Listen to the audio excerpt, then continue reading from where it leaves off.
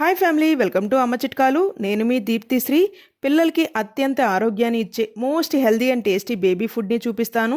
ఈ ఒక్క రెసిపీనే పిల్లల యొక్క బోన్ స్ట్రెంత్ని, ఐ సైట్ని, తరచుగా పిల్లలకి జలుబు దగ్గు వస్తున్నట్లయితే పిల్లలకి రోగ నివారణ శక్తి తక్కువగా ఉన్నట్లు ఈ రోగ నివారణ శక్తిని కూడా ఈ ఒక్క రెసిపీ పెంచుతుంది.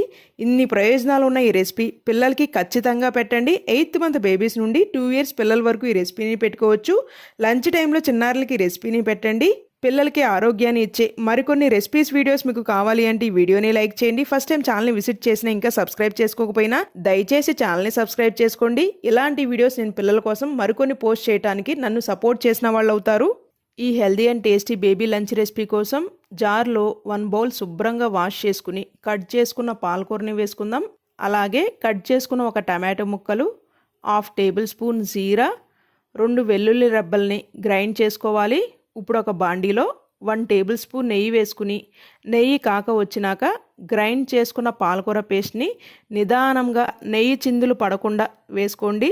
3 minutes పాటు లో ఫ్లేమ్లో కుక్ చేసుకుంటే ఇలా ఉంటుంది. ఈ టైంలోనే మీరు 250 ml వరకు వాటర్ పోసుకుని మొత్తం ఒకసారి కలుపుకోవాలి. నేను ముందుగానే 1/2 బౌల్ అటుకుల్ని ద్వారగా డ్రై రోస్ట్ చేసుకున్నాను. అటుకుల్ని నలిపి చూస్తే పొడిలాగా అయిపోవాలి.